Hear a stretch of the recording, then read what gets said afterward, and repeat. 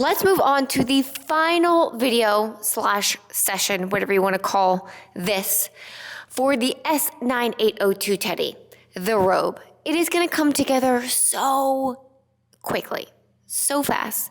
Such a simple, easy DIY project. All of the steps you have already done. Fold over elastic, straight stitches. So I'm not going to get into those steps I'm not going to dive deep into those steps. I'm just going to give you a quick lowdown of how it comes together. Again, I'm loosely going by the instructions. This just provides a different method of operation or order of operations. The first step is that you are going to sew right sides together. You're going to sew the shoulder seams. Back stitch at the beginning and the end, use a straight stitch. I am using a gingham cotton for two reasons. One is that to show, actually just one reason.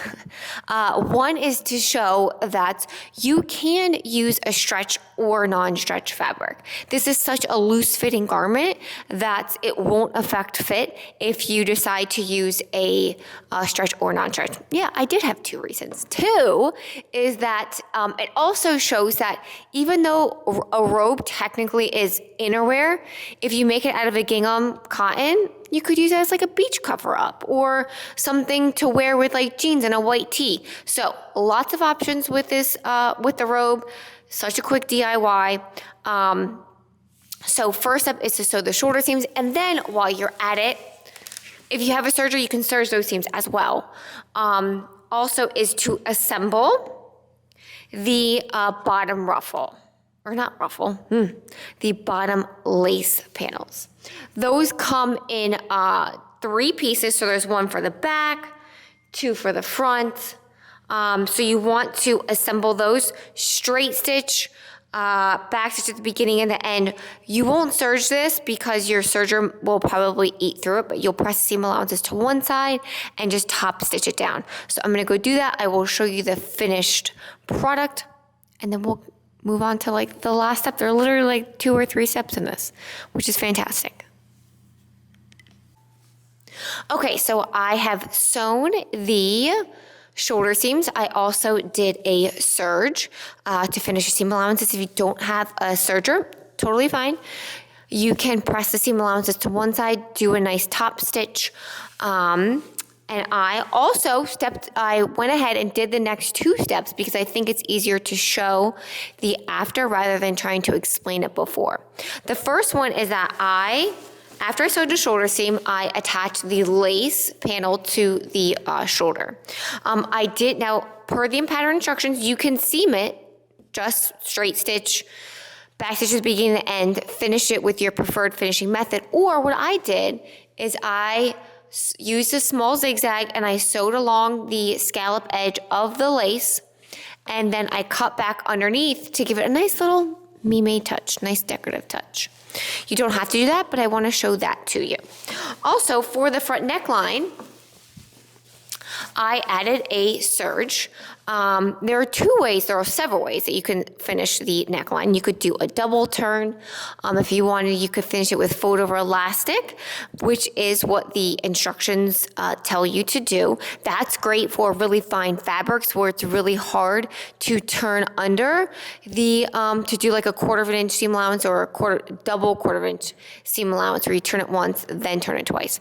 So what I did is I did a serge, and what I will do, not at this step, but in the next step, is that I will just turn it under and do a top stitch.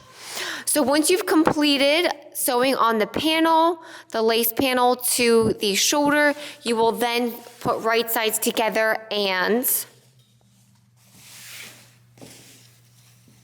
sew the side seam from the bottom edge all the way to the sleeve.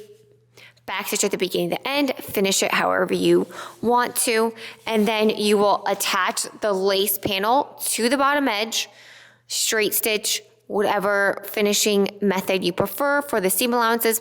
And then the last step is to finish the neckline. So I am going to then turn back the seam allowances to give a nice top stitch. You might be adding fold over elastic. You might be doing a double turn as well. So I'm gonna go do those and then show you the finished garment. Okay, so here is the finished robe. One thing to consider is that, as you can see, the front portion of the robe flips open. So if I come in here, you'll see that I finished this with a serge. I might go back and finish it and double turn it. If you're working with like a plain black fabric and you serge it with a black serge, you won't be able to see that. But since it flips open, you'll be able to see the serge if you do that application. So another reason why you might want to do fold over elastic versus a serge or do a double turn.